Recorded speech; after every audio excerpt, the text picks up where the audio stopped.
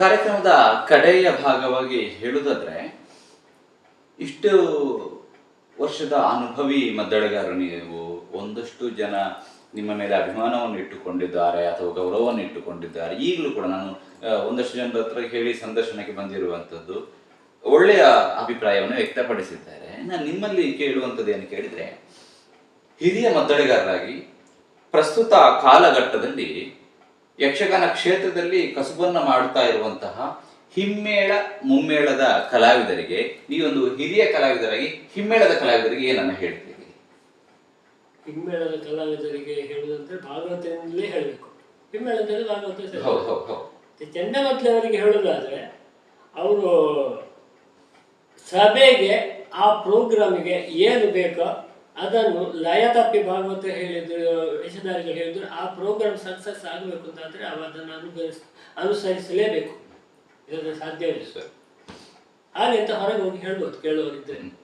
ಇರುವುದಿಲ್ಲ, ಕೇಳುವವರು ಇರುವುದಿಲ್ಲ. ಕೇಳಿ ಹೇಳಿದ್ರು ಅದಕ್ಕೆ ಮತ್ತೆ ಏನಾದರೂ ಬೈಗಳು ತಿನ್ಬೇಕಷ್ಟೇ ಅಲ್ಲದೆ ಏನ್ ಮಾಡ್ಲಿಕ್ಕೆ ಸಾಧ್ಯ. ನಾನು ನಿಮ್ಮಲ್ಲಿ ಹೇಳಿದೆ ಯಾಕೆ ಕೇಳಿದೆ, ನಿಮ್ಗೆ ಹೇಳಿರುವಂತ ಈ ಕಿವಿ ಮಾತುಗಳನ್ನ ನಮ್ಮ ವಾಹಿನಿಯಲ್ಲಿ ತುಂಬಾ ಜನ ವೀಕ್ಷಕರು ನೋಡ್ತಾರೆ. ಅದನ್ನ ಪಾಲನೆ ಮಾಡುವವರು ಕೂಡ ಇದ್ದಾರೆ. ಹಿರಿಯ ಮದ್ದಳೆಗಾರ ಆಡಿದಂತಹ ಮಾತುಗಳನ್ನು ಈ ಹಿಂದೆ ಕೂಡ ನಾನು ಬೇರೆ ಸಂದರ್ಶನ ಮಾಡುವಾಗ ನನ್ನಲ್ಲಿ ವೈಯಕ್ತಿಕವಾಗಿ ಹೇಳಿದ್ದಾರೆ ಅವರು ಈ ವಿಚಾರ ಹೇಳಿದ್ರು. ಸೊ ಹಾಗಾಗಿ ನೀವು ಈ ವಿಚಾರವನ್ನ ಹೇಳಿದ್ರೆ ಬಹಳಷ್ಟು ಇನ್ನು ಕೂಡ ಯಕ್ಷಗಾನ ಕ್ಷೇತ್ರಕ್ಕೆ ಪಾದಾರ್ಪಣೆ ಅಂಬೆಗಾಲನ್ನ ಇಡುವಂತವರು ಇದ್ದಾರೆ. ಅವರಿಗೆಲ್ಲ ಒಂದು ದಾರಿದೀಪ ಅಂತ ಹೇಳಿ ನೀವು ಹೇಳುವಂತ ಮಾತುಗಳು. ಸೊ ಅವರು ಹೇಗೆ ಮುಂದುವರಿಬೇಕು ಹಿಮ್ಮೇಳದಲ್ಲಿ? ಪ್ರಥಮವಾಗಿ ಹಿಮ್ಮೇಳಕ್ಕೆ ಹೋಗುವವ ಎಲ್ಲ ಕಲ್ತು ಹೋಗ್ಬೇಕು. ಪೂರ್ತಿಯಾಗಿ ಕಲ್ತು ನೀವು ಅಲ್ಲಿಗೆ ರಂಗಸ್ಥಳಕ್ಕೆ ಹೋದ್ರೆ ಸಕ್ಸಸ್. ಇಲ್ಲದಿದ್ರೆ ಈಗ ಯಾವ ವೇಷದಲ್ಲಿ ಆಗಲಿ ಕಲ್ತು ಹೋಗದಿದ್ರೆ, ಯಾವುದಾದ್ರು ತಾಳ ಕಲಿಯದೆ ಹೋದ್ರು ರಂಗಸ್ಥಳಕ್ಕೆ ಹೋದ್ರು ಅವ ದೊಡ್ಡ ವೇಷಧಾರಿಯಿಂದ ಆಗ್ತಾನೆ. ನೋಡಿ, ಅವರು ಹಿಮ್ಮೇಳದವರಿಗೆ ಇರಬೇಕಾದ ಒಂದು ಶಕ್ತಿ ಎಷ್ಟೆಲ್ಲ ಕಲಿಬೇಕು ಅಂತ ಹೇಳ್ತಾರೆ. ಲಯ ಪೂರ್ತಿ ಗೊತ್ತಿರ್ಬೇಕು. ಯಾಕಂದ್ರೆ ನಾಟ್ಯ ಗೊತ್ತಿಲ್ಲದ ಬಂದ್ರು ಕುಣಿಲಿಕ್ಕೆ ಬಾರಿಸಲಿಕ್ಕೆ, ಸರಿಯಾಗಿ ನಾಟ್ಯ ಗೊತ್ತಿದ್ದ ಬಂದ್ರು ಬಾರಿಸಲಿಕ್ಕೆ ಗೊತ್ತು, ಬಡಗು ಗೊತ್ತಿರ್ಬೇಕು, ತೆಂಬಕ್ಕೂ ಗೊತ್ತಿರ್ಬೇಕು, ಮತ್ತೆ ಲಾವಣಿ ಪದ್ಯಕ್ಕೂ ಹೇಗೆ ಬಾರಿಸಬೇಕು, ತಬಲ ಬಿಟ್ಟುಗಳು ಗೊತ್ತಿರ್ಬೇಕು. ಹಾಗೆ ಅಂತ ಪ್ರಸಂಗದ ನಡೆ, ಯಾವ ಪ್ರಸಂಗದಲ್ಲಿ ಯಾವ ವೇಷ ಎಲ್ಲಿಗೆ ಬರ್ತದೆ, ಅದಕ್ಕೆ ಎಷ್ಟು ಸ್ಪೀಡ್ ಕೊಡಬೇಕು, ಇದನ್ನು ಪೂರ್ತಿ ಅವ ಸ್ಟಡಿ ಮಾಡಬೇಕು. ಅಂದರೆ ಅವಕ್ಕೆಲ್ಲರೂ ಹೆಚ್ಚಿನ ಚಂಡಮದ್ದಲೆಯವರಿಗೆ ನಾಟ್ಯದಿಂದಲಾಗಾಯಿತು, ಭಾಗವತಿಗಿಂದಲಾಗಾಯಿತು ಎಲ್ಲ ಗೊತ್ತು. ಸರಿಗೆ ನನಗೆ ಸತರಣ ಎಲ್ಲ ಗೊತ್ತು. ಅದು ಗೊತ್ತಿದ್ದ ಮೊದಲೆಗಾರನಿಗೆ ಅವ ಒಬ್ಬ ಹೆಸರುವಾಸಿ ಮೊದಲೆಗಾರ ಅಂತ ಆಗ್ತದೆ. ಹಾಗಂತ ಈ ರಂಗದಲ್ಲಿರುವ ಇಷ್ಟು ಕಲಾವಿದರಿಗೂ ಅದೆಲ್ಲ ಗೊತ್ತಿಲ್ಲದೆ ಯಾವುದಾದ್ರೂ ಒಂದರಲ್ಲಿ ಮಾತ್ರ ಅವನಿಗೆ ಒಂದು 80-60% ಮಾರ್ಕ್ಸ್ ಸಿಕ್ಕಿದ್ರೆ ಅವ್ರು ದೊಡ್ಡ ವೇಷಧಾರಿ ಆಗ್ತದೆ. ನಾನು ಉದಾಹರಣೆ ಕೊಡ್ತೇನೆ ನನಗೆ. ವೇಷಧಾರಿದ್ದಾರೆ, ಅವರಿಗೆ ಬಣ್ಣದ ವೇಷ, ರಕ್ಕಸರ ವೇಷಗಳ ನಡೆಗಳು, ಬಣ್ಣ ಹಾಕುವುದು ಇದು ಮಾತ್ರ ಗೊತ್ತಲ್ಲದೆ ಭಾಗವತಿಗೆ ಸಂತಾನ ಇಲ್ಲ, ತಾಳಗಳು 2-3 ಮಾತ್ರ ಗೊತ್ತಿರುವುದು. ಆಮೇಲೆ ಪುಂಡು ವೇಷದ್ದು ಗೊತ್ತಿಲ್ಲ, ಶ್ರೀವೇಷದ್ದು ಗೊತ್ತಿಲ್ಲ, ಯಾವುದು ಆ ರಂಗದಲ್ಲಿರುವ ಯಾವುದರಂತ ಅನುಭವ ಇಲ್ಲ ಅವರಿಗೆ. ಇದರದ್ದೊಂದು ಅನುಭವ ಅವ್ರಿಗೆ ಜೀವಮಾನದಲ್ಲಿ ದೊಡ್ಡ ಬಣ್ಣ ವೇಷಧಾರಿದ್ದರೆ ಎಷ್ಟೋ ಸನ್ಮಾನ ಆಗ್ತದೆ. ಭಾಗವತರುಗಳಿಗೆ ದೊಡ್ಡ ಭಾಗವತರು ಅವರಿಗೆ ಕೆಲವು ತಾಳ ಬಾರಿಸಲಿಕ್ಕೆ ಗೊತ್ತಿಲ್ಲ. ಈಗಲೂ ಕೆಲವು ಭಾಗವತರುಗಳಿಗೆ ಚೌತಾಳ, ಆದಿ ತಾಳ ಇದೆಲ್ಲ ಬಾರಿಸಲಿಕ್ಕೆ ಗೊತ್ತಿಲ್ಲ. ಆದಿ ತಾಳು ದೊಡ್ಡ ತಾಳ ಅವ್ರಿಗೆ ಗೊತ್ತಿಲ್ಲದಿದ್ದರೆ ಅವರಿಗೆ ಒಂದು ಚಾನ್ಸ್ ಉಂಟು, ಅನುಕೂಲ ಉಂಟು. ಎಂತಂದ್ರೆ ಅದು ಹಾಕದಿದ್ರೆ ಆಯ್ತಲ್ಲ, ಅವರಿಗೆ ಗೊತ್ತಿಲ್ಲದ ತಾಳವನ್ನು ಹಾಕದಿದ್ರೆ ಆಯ್ತಲ್ಲ. ವೇಷಧಾರಿಯಾಗಿ ಅವನಿಗೆ ಗೊತ್ತಿಲ್ಲದ ತಾಳವಲ್ಲಿ ಆದ್ರೂ ಭಾಗವತ ಹಾಕಿದ್ರೆ ಕುಣಿಯದಿದ್ರೆ ಆಯ್ತಲ್ಲ, ಸಮಸ್ಯೆ ಉಂಟು ಅವನಿಗೆ. ಹಿಮ್ಮೇಳವನಿಗೆ ಹಾಗಲ್ಲ, ಭಾಗವತ ಚೌತಾಳ ಹಾಕಿದ್ರೆ ಇವನಿಗೆ ಗೊತ್ತಿರ್ಬೇಕು, ಆವತ್ತಿಗೆ ರೆಡಿ ಆಗ್ಬೇಕು. ನನಗೆ ಗೊತ್ತಿಲ್ಲ ಅಂತ ಕೂತ್ಕೊಳ್ಳಿಕ್ಕೆ ವೇಷಧಾರಿ ಕುಡಿದ್ರೆ ಅದಕ್ಕೆ ಬಾರಿಸಲೇಬೇಕು, ಬಡದು ಕುಣಿದ್ರು ಬಾರಿಸಲೇಬೇಕು. ಅದಕ್ಕೆ ನಾನು ಎಷ್ಟೋ ಸಲ ಹೇಳಿದೆ, ಇದರಲ್ಲಿ ಪೂರ್ತಿ ತಯಾರಿಯಾಗಿ ಹಿಮ್ಮೇಳಕ್ಕೆ ಹೋಗಿ, ಆದರೆ ಮಾತ್ರ ನಿಮಗೆ ಮರ್ಯಾದೆ. ನೀವು ಇದರಲ್ಲಿ ಅರ್ಧ ಹಾಗೆ ನಾನು ರಂಗಸ್ಥಳ ಕಲಿಸ್ತೇನೆ ಅಂತ ಹೋದ್ರೆ ಸಾಧ್ಯ ಆಗುದಿಲ್ಲ. ರಂಗಸ್ಥಳ ಮರ್ಯಾದೆ. ಯಾಕೆಂತ ಹೇಳಿದ್ರೆ ಅವರಿಗೆ ಸರಿಯಾಗಿ ಆ ಕಾಲಿಗೆ ಸರಿಯಾಗಿ ಆ ಪೆಟ್ಟು ಬೀಳಂತೆ ಅವರು ತಿರುಗಿ ನೋಡ್ತಾರೆ, ನೋಡಿ ಅವ್ರಿಗೆ ಇಡೀ ಸಭೆಗೆ ಗೊತ್ತಾಗ್ತದೆ. ಏನು ಮಾಡಲಿಕ್ಕೆ ಸಾಧ್ಯ? ಚಂಡೆಮದ್ದಳೆಯಲ್ಲಿ ಅಥವಾ ಭಾಗವತಿಕೆಯಲ್ಲಿ ತಮ್ಮನ್ನ ತಾವು ಇಂಪ್ರೂವ್ ಮಾಡಬೇಕು ಅಂತ ಹೇಳಿದ್ರೆ ಏನು? ಈಗ ಅಧ್ಯಯನ ಮಾಡ್ತಾ ಇರುವಂತವ್ರು, ಕಸುಬನ್ನು ಮಾಡ್ತಾ ಇರುವವರು ಇನ್ನು ಮತ್ತಷ್ಟು ತಾವು ಅದರಲ್ಲಿ ಸ್ವಲ್ಪ ಚುರುಕಾಗಬೇಕು ಅಂತ ಹೇಳಿದ್ರೆ ಹೇಗೆ ಕ್ಯಾಚ್ ಮಾಡಿಕೊಳ್ಬಹುದು? ಅಂದ್ರೆ ವೇಷಧಾರಿಯಿಂದಲಾಗೈತು, ಭಾಗವತರಿಂದಲಾಗೈತು, ಹಿಮ್ಮೇಳದವರಿಗೆ ಪ್ರಥಮವಾಗಿ ಇರಬೇಕಾದ್ರೆ ಇನ್ನೊಬ್ಬರನ್ನು ನೋಡುವಂಥದ್ದು. ತಾಳ್ಮೆ ಭಯಂಕರ ಬೇಕು. ಅದಕ್ಕೆ ಎಷ್ಟೋ ಜನ ಕೇಳಿದ್ದಾರೆ ವೇಷ ಮೇಳದಲ್ಲಿ ಇರುವಾಗ, ಯಾರ್ಯಾರ ಜಗಳಗಳನ್ನೆಲ್ಲಾದ್ರೂ ರಾಜಿ ಮಾಡುವವ ನಾನು. ಅದಕ್ಕೆ ನಿಮಗೆ ಎಂತ ಒಂದು ತಾಳ್ಮೆ ಮಾಡಿದ್ದಾರೆ ಅಂತ ಹೇಳಿದೆ. ಅದಕ್ಕೆ ನಾನು ಹೇಳಿದ್ರು, ನಾನು ಹಿಮ್ಮೇಳ ಆದ ಕಾರಣ ಇಷ್ಟು ತಾಳ್ಮೆ ಮಾಡಿದೆ. ರಾತ್ರಿಯಿಂದ ಬೆಳಗ್ಗೆ 100 ತಪ್ಪನ್ನು ಒಟ್ಟಿಗೆ ಹಾಕೊಳ್ತಾರೆ.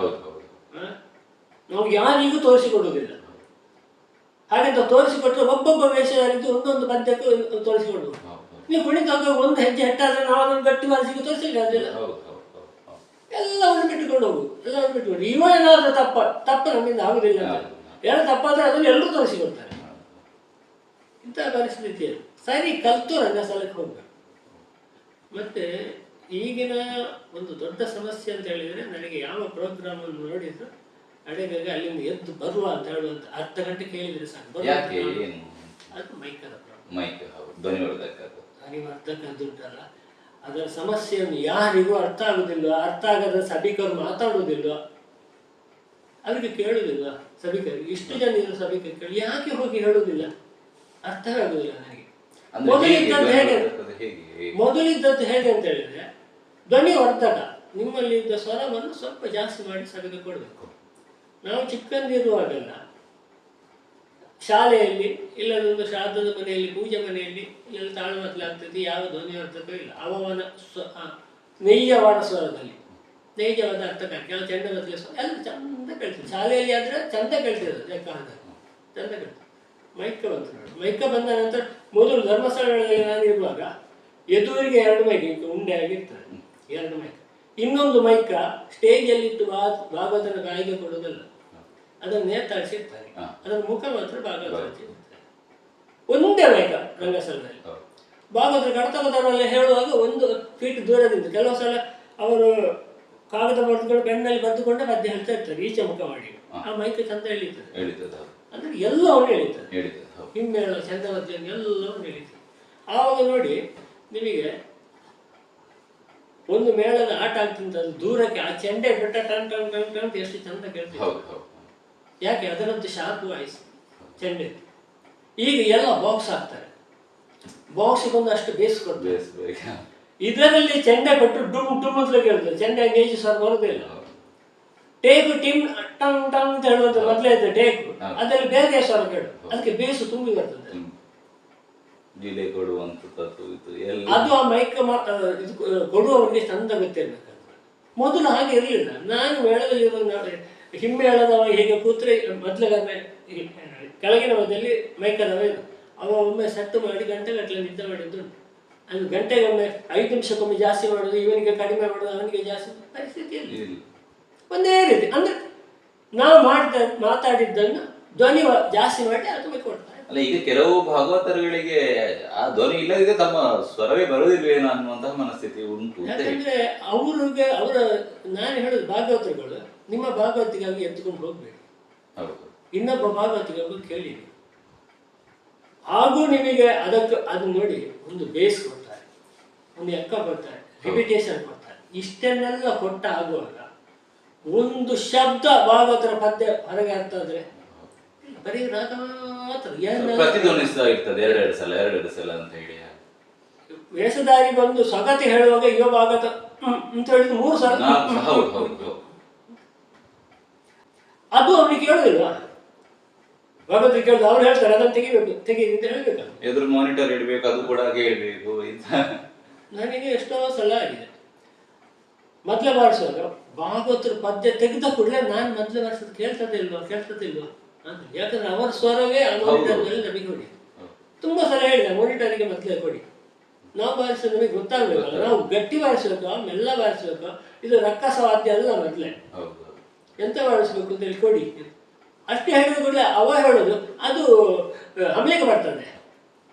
ನಾನು ಕೇಳಿದೆ, ಈ ಭಾಗವತರ ಹಾಡಿಗೆ ಇಷ್ಟು ವಾಲ್ಯೂಮ್ ಕೊಟ್ಟಿದ್ದೀರಲ್ಲ, ಅದು ಮಾನಿಟರ್ಗೆ ಬರುವಾಗ ಹಮ್ಲೆಗೆ ಆಗುದಿಲ್ಲ, ಮೊದಲೇ ಸ್ವರ ಮಾತ್ರ ಹಮ್ಲೆಗೆ ಆಗುದಿಲ್ಲ. ನೋಡಿ, ಮೃದಂಗದ ಯಾವುದಾದ್ರು ಕಚೇರಿಗೆ ಹೋಗಿ ಮೃದಂಗದವರು ಅದು ಕರೆಕ್ಟಾಗಿ ಸೆಟ್ ಆಗದೆ, ವೈಲಿನ್ ಅವರು ಸೆಟ್ ಆಗದೆ ಅವ್ರ ಕಾರ್ಯಕ್ರಮ ಶುರು ಮಾಡೋದಿಲ್ಲ. ನಮ್ಮಲ್ಲಿ ಹಾಗಿಲ್ಲ. ಇದೆಲ್ಲ ಎಷ್ಟೊಂದು ಅಸಂಬದ್ಧ ಅಂತ ಹೇಳಿದ್ರೆ ನೀವು ಆಲೋಚನೆ ಮಾಡಿ. ನಮ್ಮ ಚೆಂಡ ಅಂತ ಹೇಳಿದ್ರೆ ರಣವಾದ್ಯ. ಅಂಥದ್ದಲ್ಲಿ ಈಗ ಸಭೆಗೆ ಚೆಂಡ ಕೇಳುವುದಿಲ್ಲ ಅಂತ ಹೇಳುವಂತ ಪರಿಸ್ಥಿತಿ. ಅಂದ್ರೆ ಆ ಚೆಂಡೆಗಿಂತಲೂ ವಾಲ್ಯೂಮ್ ಜಾಸ್ತಿ ಮೈಕ್ ಇದಕ್ಕೆ ಭಾಗವತ. ಭಾಗವತರ ನನ್ನ ಅಂತ ಕಟೀಲಾಳದ ಆಟಕ್ಕೆ ಹೋಗಿ ಹೌದು. ಭಾಗವತರ ಪದ್ಯ ಶುರು ಮಾಡುವಾಗ ಚೆಂಡೆ ಮೊದಲು ಯಾವುದಿಲ್ಲ, ಸುಮ್ಮನೆ ಕೈ ಆಡಿಸ್ಕೊಂಡಿದ್ದಾಗ ಹೌದು ಪದ್ಯ ನಿಂತ ಗೊತ್ತಾಯ್ತು ಕಣ ಕಣ ಕಣ. ಹೌದು ಅದು ಕಾಣ ನೀವು ಕೆಲಸ ಮಾಡಿ, ಒಂದು ಭಾಗವತಕ್ಕೆ ಒಂದು ಮೈಕ್ ಕೊಟ್ಟಿದ್ದಾರೆ, ಹೌದು ಅದನ್ನು ಬಾಯಿ ಹತ್ರ ಇಟ್ಕೊಳ್ತಾರೆ. ಹೌದು ಅದರಲ್ಲಿ ಬೇಸ್ ಉಂಟು, ರಿಪಿಟೇಷನ್ ಉಂಟು, ಎಲ್ಲ ಉಂಟು. ಬಿಡ್ತಿಗೆ ಆಗುವ ಈ ಒಂದು ಬೆಟ್ಟು ಹೌದು ಹೌದು 6 ಸಲ ಕೇಳ್ತದೆ. ಇವನು ಜಾಗ ಟೈಪ್ ಬೆಟ್ಟು ಇರ್ತದೆ, ಟನ್ ಟನ್ ಟನ್ ಟನ್ ಇದು ಬಾರಿಸೋದು, ಇದು ಪೂಜೆ ಜಾಗಿಸ ಟನ್ ಟನ್ ಟನ್ ಟನ್ ಟನ್ ಟನ್ ಮೈಕದಲ್ಲಿ ಕೇಳ್ತಾರೆ. ಅವರ ಹಿಂದೆ ನಿಂತುಕೊಂಡು ಚಕ್ರದ ಚೈ ಚೈ ಮಾಡ್ತಾ ಇರ್ತಾರೆ. ಚೆಂಡೆ ಒಂದು ಬೆಟ್ಟು ಹೀಗೆ ಟಾಂಗ್ ಹಾಕಿದ್ರೆ ಅದು 3 ಸಲ ಕೇಳ್ತದೆ. ಹಾಗಿದ್ರೆ ಅವನು ಉರುಳಿಗೆ ಹೇಗೆ ಕೇಳಿತು ಯಾವತ್ತೂ ಇರಲಿಲ್ಲ.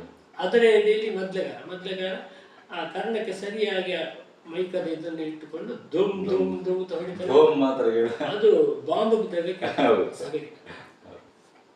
ಸತ್ಯಕಾದ ನನಗೆ ಪಶ್ಚಾತ್ತಾಪದ ಇದನ್ನು ನಾನು ಇಷ್ಟೊತ್ತು ಯಾಕೆ ಹೇಳಿದ್ದು ಅಂತ ಹೇಳಿದ್ರೆ, ನನಗೆ ಪಶ್ಚಾತ್ತಾಪ ಅಲ್ಲ, ಅದರ ವಿಚಾರಗಳು ಗೊತ್ತಾಗಬೇಕು, ಅದಕ್ಕೆ ನಾನು ಮೊದಲಿಗೆ ಮೈಕೆ ಇರ್ಲಿಕ್ಕೆ ಶುರು ಮಾಡಿದ್ದೆ ನಾನು. ಆ ಕಾಲದಲ್ಲಿ ಮೈಕೆ ಮೊದಲಿಗೆ ಇರಲಿಲ್ಲ. ಎಲ್ಲಾ ಮೇಳದಲ್ಲಿ ನಾನು ಹೇಳಿದ ರೀತಿಯ ಒಂದೇ ದಿವಸ ನೇತಾಡ್ಕೊಂಡಿದ್ದ, ಅದು ಎಲ್ಲರಿಗೂ ಅದೇ. ಈ ಮೊದಲಿಗೆ ಮೈಕೆ ಯಾಕೆ ಇಟ್ಟದ್ದು ಅಂತ ಹೇಳಿದ್ರೆ, ಟೌನ್ ಆಗಿ ಆಟ ದಿವಸ ನಾನು ಹೊರಗೆ ಬಂದು ನೋಡುವಾಗ ಭಾಗವತರು ಪತ್ತಿ ಒಂದಷ್ಟು ಕೆಲಸ ಅಲ್ಲಿ ಅವರಿಗೆ ಟೇಬಲ್ ಬಂತು. ಭಾಗವತರು ಹತ್ತಿರದಲ್ಲಿ ಕೂತು ಆಡ್ತಾರೆ. ಮೊದಲು ಕೇಳುವುದಿಲ್ಲ, ಎಡವು ಕೇಳುವುದಿಲ್ಲ, ಏನಿಲ್ಲ. ನಾನು ಅಲ್ಲಿ ಮೈಕದ ಹತ್ರ ಹೋಗಿ ಹೇಳಿದೆ, ಹೊರಗೆ ಹೋಗಿ ನೋಡು ಮಾರೆ ಕೇಳುದಿಲ್ಲ. ಮೊದಲಿಗೆ ಮೈಕ್ ನೋಡಿದೆ, ಮೊದಲಿಗೆ ಮೈಕ್ ಈಗ ಎಡ ಮತ್ತೆ ಬಲ ಎರಡಕ್ಕೂ ಮೈಕ್ ಇದೆ. ಮೊದಲಿಗೆ ಮೈಕ್ ಕೊಟ್ಟ ನನಗೆ. ನಾನು ಎಂತ ಮಾಡಿದ್ದೆ, ಮೈಕ್ ಮೊದಲೇ ಇಲ್ಲಿದ್ದೆ, ಮೊದಲೇ ಎಂಡಿಗೆಗೆ ಸರಿಯಾಗಿ ಮೈಕ್ ಹೇಳ್ತಿದ್ದೆ. ಯಾಕೆಂತ ಹೇಳಿದ್ರೆ ಅದು ಮೊದಲೇ ಧೂಮ್ ಚಾಪು ಎಲ್ಲ ಎಡವು ಎಲ್ಲ ಒಂದೇ ರೀತಿ ಕಾಣುತ್ತೆ. ಅದು ಬದಲಾವಣೆಯಾಗಿ ಮೃದಂಗದವರು ಇಡ್ತಾರೆ ಅಂತ ಹೇಳುವ ರೀತಿಯಲ್ಲಿ ನಕಲು ಹೊಡೆದು ಅದನ್ನ ಮಧ್ಯಕ್ಕೆ ಇಷ್ಟ ಆಗೋದು ಬಲ ಮಾತ್ರ ಕೇಳುದು, ಎಡ ಕೇಳುದು. ಎಡಕ್ಕೆ ಬೇಕು ಅಂತ ಎಡಕ್ಕೆ ಇಟ್ರು. ಇದು ಬಾಂಬ್ ತಯಾರು ಮಾಡಿದ ಒಬ್ಬ ಅಲ್ಲಿ ಹಿರೋಶಿಮಾದಲ್ಲಿ ಹಾಕಿದ ನಂತರ ಅವನಿಗೆ ಭಯಂಕರ ಪಶ್ಚಾತ್ತಾಪ ಆಯ್ತಂತೆ, ನಾನು ಸುಮ್ಮನೆ ತಯಾರು ಮಾಡಿದ್ದೆ ಅಂತ. ಹಾಗಾಗಿದೆ ನನಗೆ ಈಗ ಎಡ ಬಲ ಎರಡು ಕೂಡ ಹೆಚ್ಚಾಗಿ ಎಲ್ಲ ಕಡೆಯಲ್ಲಿ ಅಲ್ಲ, ಎಡ ಬಲ ಎರಡಕ್ಕೂ ಕೊಡ್ಬೇಕು. ನಾನು ಹೇಳಿದ್ರೆ ಚೆಂಡೆಗೂ ಕೊಡ್ಬೇಕು, ಭಾಗವತರಿಗೆ ಕೊಡ್ಬೇಕು. ಕಂಟ್ರೋಲ್ ಮಾಡ್ಲಿಕ್ಕೆ ಅವನಿಗೆ ಗೊತ್ತಿರಬೇಕು, ಅವನಿಗೆ ಗೊತ್ತಿಲ್ಲ ಅಂತ ಯಾವುದಕ್ಕೆ ಕೊಟ್ಟರು ಮಿತಿಯೊಳಗಿರಬೇಕು ಅಂತ ಹೇಳ್ತಾರೆ. ಭಾಗವತರಿಗೆ ಎಷ್ಟು ವಾಲ್ಯೂಮ್ ಕೊಡಬೇಕು, ಈ ಭಾಗವತರ ವಾಲ್ಯೂಮ್ಗೆ ಸರಿಯಾಗಿ ಬಲಕ್ಕೆ ಎಷ್ಟು ಕೊಡಬೇಕು, ಎಡಕ್ಕೆ ಎಷ್ಟು ಕೊಡಬೇಕು, ಆ ಚೆಂಡೆಗೆ ಎಷ್ಟು ಕೊಡಬೇಕು ಅಂತ. ವಾಲ್ಯೂಮಿನ ಮೈಕ್ ಕೊಟ್ಟರೆ ಚೆಂಡೆಯ ರಣವನ್ನು ಸ್ವಲ್ಪ ಕಡಿಮೆ ಮಾಡಲಿಕ್ಕೆ. ನಾನು ಅದಕ್ಕೆ ಬೇಕಾಗಿ ಮೊದಲಿನ ಅಭ್ಯಾಸ ನನಗೆ ಭಾಗವತರಿಂದ 1 ಫೀಟ್ ಎದುರು ಹೋಗಿ ನಿಲ್ಲುತ್ತೆ. ಅವರ ಮೈಕಕ್ಕೆ ಚೆಂಡೆ ಕೊಡ್ಲಿಕ್ಕೆ ಇಲ್ಲ, ಅದು ವಿಕಾರವೇ ಕೇಳ್ತದೆ ಅಂತ ನನಗೆ ಗೊತ್ತು. ಮತ್ತೊಂದು ಸಂಗತಿ ಅಂತ ಹೇಳಿದ್ರೆ, ನಮ್ಮ ತೆಂಕದಿಟ್ಟಿನಲ್ಲಿ ಶ್ರುತಿಯ ಬಗ್ಗೆ ಇಳಿ ಶ್ರುತಿಯವರಿದ್ದರೆ ಆ ಇಳಿ ಶ್ರುತಿಗೆ ಚೆಂಡೆ ಇಡ್ಲಿಕ್ಕೆ ಆಗುದಿಲ್ಲ ಅಂತಲ್ಲ, ಆಗ್ತದೆ, ಇಟ್ಟಿದ್ದೇನೆ ನಾನು ಎಷ್ಟೋ ಸಲ. ಆದರೆ ಕಪ್ಪು 2 ಬಿಳಿ 3 ಇದ್ರೆ ಬಿಳಿ 4 ಕಪ್ಪು 3 ಚೆಂಡೆ ಉಂಟು. ನಿಧಾನ ಪದ್ಯಕ್ಕೆ ಆಗುವಾಗ ಆ ಭಾಗವತಿಗೆ ಮುಖ ಮಾಡಿ ಚೆಂಡೆಯನ್ನು ಬಳಸೋದು ತುಂಬ ಹರಟ ಆಯ್ತು, ಶ್ರುತಿಯ ಮಟ್ಟಿಗೆ ತುಂಬ ಅದಕ್ಕೆ ಸ್ವಲ್ಪ ಈಚೆಗೆ ಬಳಸಿ. ನಾನು ಮೊದಲಿಂದಲೂ ಹಿಮ್ಮೇಳ ಕಲಾವಿದರಿಗೆ ನಾನು ಅದನ್ನೇ ಹೇಳುದು, ಅದನ್ನು ಮೊದಲು ಫಾಲೋ ಮಾಡಿದೆ. ಮತ್ತು ಶ್ರುತಿ ಅಂತೂ ಭಾರಿ ಪರ್ಫೆಕ್ಟ್ ಮಾಡೋದು. ಶ್ರುತಿ ಜ್ಞಾನ ಇಲ್ಲದಿದ್ದರೆ ನಿಮಗೆ ಮೊದಲಗಾರನಿಗೊಬ್ಬನಿಗೆ ಎಷ್ಟು ಒಳ್ಳೆ ಮೊದಲ ಕೊಡಲಿ, ಮೃದಂಗ ಕೊಡಲಿ, ಚೆಂಡೆ ಕೊಡಲಿ, ಅದು ವೇಸ್ಟ್. ಈ ಚಳಿಗೆ, ಮಳೆಗೆ, ಇಲ್ಲದ್ರೆ ಏಸಿಗೆ, ಇದಕ್ಕೆಲ್ಲ ಅದು ತುಂಬ ಬದಲಾಗ್ತದೆ. ಆ ಹೊತ್ತೊತ್ತಿಗೆ ಸರಿಯಾಗಿ ಶ್ರುತಿ ಜ್ಞಾನ ಗೊತ್ತಿತ್ತು, ಅದನ್ನು ಶ್ರುತಿ ಮಾಡಿಕೊಂಡೇ ಇರಬೇಕು. ಅದು ಮಾಡಿಕೊಂಡ್ರೆ ಮಾತ್ರ ಅದು ಅರ್ಥಧಾರಿಗೂ ಹಾಗೆ. ಶ್ರುತಿಯಲ್ಲಿ ಅರ್ಥ ಹೇಳುವಾಗ ಇದೊಂದು ಶಾಪ ಹೊಟ್ಟೆ ಉಂಟಲ್ಲ, ಆ ಶಾಪದ ಸ್ವರಕ್ಕೆ ಅವನಿಗೆ ಅರ್ಥ ಹೇಳಲಿಕ್ಕೆ ಅದರ ಜ್ಞಾನ ಇದ್ದವು ಇಲ್ಲ ನಿಂತರೆ ಅಂತ ಮಾಡಲಿಕ್ಕೆ ಆಗುದಿಲ್ಲ. ಆ ಕಡೆ ಇನ್ನೊಂದು ಎಂಥದ್ದು ಅಂತ ಹೇಳಿದ್ರೆ, ಈಗ ಸಮಸ್ಯೆ ಅಂತ ಅಂದರೆ ಮೈಕ ಬಂದಿದ್ದಲ್ಲ, 2 ಮೈಕ ಬಂದ ಕಾರಣ ಮೊದಲು ಬರ್ಸೋ ಚೆಂದ ಅಲ್ಲ, ಮೊದಲು ಬರ್ಸೋ ಭಾರಿ ಜಾಗೃತಿ ಇತ್ತು. ಸುಮ್ಮನೆ ಎಲ್ಲದು ಕೂತು ಅಂತ ತಾಮ್ ಚಾಪ್ ಹಾಕೋದು, ಇಲ್ಲದು ಎಡಕ್ಕೆ ಹೊಡಿದು ಏನಾದ್ರು ಮಾಡಿ ಇರಲೇ ಬಾರದು, ಮೈಕದಲ್ಲಿ ಬೇಕಾಗಿ ಹೇಳ್ತದೆ. ಇನ್ನೊಂದು ಸುಲ್ತಾನ ಮಾಡು, ಶ್ರುತಿ ಮಾಡು, ಮಾತಾಡ್ತಾ ಇರುವಾಗಲೂ ಅಲ್ಲ, ಅದು ರಗಳ ಅರ್ಥದಂತೆ ಇವನಿಗೆ ಗೊತ್ತಿಲ್ಲ. ಈ ಟಾಕ ಶಬ್ದ ಮಾಡುದು ಅರ್ಥಧಾರಿಗಳಿಗೆ ಅದು ಮಾಡ್ಬೋದು. ಎಂತ ಮಾಡಬೇಕು, ಅವ ಟೇಕಿನಲ್ಲಿ ಶ್ರುತಿ ಮಾಡಲಿಕ್ಕೆ ಅಭ್ಯಾಸ ಮಾಡಿ. ಅಂತ ಪರಿಸ್ಥಿತಿ ತುಂಬ ಹೊರತು ಶ್ರುತಿ ಮಾಡೋದ್ರಿಂದ 2 ಮೈಕನ್ನು ಆಫ್ ಮಾಡಬಹುದು. ಸಭೆಗೆ ನಮ್ಮಿಂದ ತೊಂದರೆ ಆಗಬಾರ್ದು, ಯೇಸುದಾರಿಗಳಿಗೆ ತೊಂದರೆ ಆಗಬಾರ್ದು. ಹಿಮ್ಮೇಳದವರು ಅಭ್ಯಾಸ ಮಾಡುವಂಥದ್ದು ತುಂಬ ಉಂಟು. ಮತ್ತು ರಂಗ ನಡೆಗಳುಂಟಲ್ಲ, ಸಭಾ ಕ್ಲಾಸ್, ತೆರೆ ಕ್ಲಾಸ್, ಈ ಹೋದವ ಇಂಥದ್ದೆಲ್ಲ ರಕ್ಕಸ ಪರ್ಪಾಟಿ ಎಲ್ಲ ಹಿಮ್ಮೇಳದವ ಪರ್ಫೆಕ್ಟ್ ಆಗಿ ಮಾಡಿದರೆ ಮಾತ್ರ ಅಲ್ಲಿ ಕಲಾವಿದ ಸಕ್ಸಸ್. ಖಂಡಿತ ಅದು ಅಷ್ಟು ಚಂದದಲ್ಲಿ ಇರಬೇಕು. ತಯಾರಿಯಾಗಿ ರಂಗಸ್ಥಳಕ್ಕೆ ಹೋಗಿ. ಎಸ್, ಇದು ಒಂದಷ್ಟು ನೀವು ಹೇಳಿರುವಂತಹ ಅನುಭವದ ವಿಚಾರಗಳನ್ನು ಖಂಡಿತವಾಗಿ ನಮ್ಮ ವಾಹಿನಿಯಲ್ಲಿ ಬಹಳಷ್ಟು ಜನ ನೋಡುವವರಿದ್ದಾರೆ. ಯಕ್ಷಗಾನದ ಪ್ರಿಯರಾಗಿರ್ಬೋದು, ಅಥವಾ ಹಿಮ್ಮೇಳವಾದಕರಿರ್ಬೋದು, ಮುಮ್ಮೇಳದ ಕಲಾವಿದರಾಗಿರ್ಬೋದು. ನೀವು ಆಡಿದಂತಹ ನಿಮ್ಮ ಹಿರಿಯರ ನೀವು ಆಡಿದಂತಹ ಮಾತುಗಳನ್ನು ಖಂಡಿತವಾಗಿಯೂ ಪರಿಪಾಲಿಸ್ತಾರೆ ಅಂತ ಹೇಳಿ ನಮ್ಮದೊಂದು ನಂಬಿಕೆ.